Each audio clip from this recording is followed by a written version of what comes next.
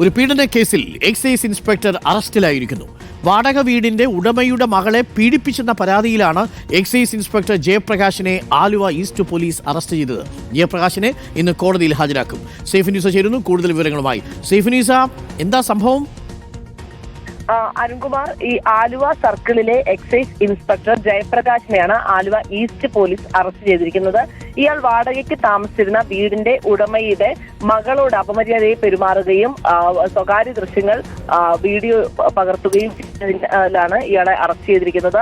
ഭാരതീയ ന്യായ സംഹിതയിലെ 75, 77 വകുപ്പുകൾ പ്രകാരമാണ് ജയപ്രകാശിനെ പോലീസ് അറസ്റ്റ് ചെയ്തിരിക്കുന്നത്. ഇയാളെ ഇന്ന് തന്നെ കോടതിയിൽ ഹാജരാക്കും. 50-55 വയസ്സോളം പ്രായമുള്ള ഒരാളാണ് ഈ ജയപ്രകാശ്.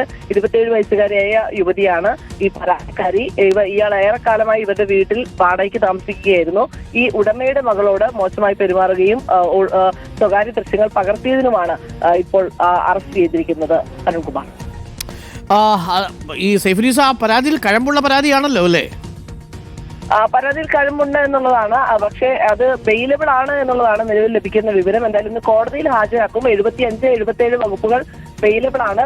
അതുകൊണ്ട് തന്നെ കോടതിയിൽ അതായത് ദൃശ്യം പകർത്തി അപമര്യാദയായി സംസാരിച്ചു, ഇത് രണ്ടുമാണ് പരാതി അല്ലേ? അതെ അതെ, സ്വകാര്യ ദൃശ്യങ്ങൾ പകർത്തി ഒളിഞ്ഞി എന്നുള്ളതൊക്കെയാണ് പരാതിയിൽ ഉള്ളത്. ഇത് ഈ കുട്ടിയുടെ പരാതിയാണോ കുട്ടിയുടെ അച്ഛന്റെ പരാതിയാണോ? ഈ യുവതിയുടെ പരാതിയാണ്. 27 വയസ്സുള്ള യുവതിയാണ് പരാതി നൽകിയിരിക്കുന്നത്. ഈ ജയപ്രകാശ് വാടകയ്ക്ക് താമസിച്ചിരുന്ന വീടിന്റെ ഉടമയുടെ മകളാണ് പരാതി നൽകിയിരിക്കുന്നത്.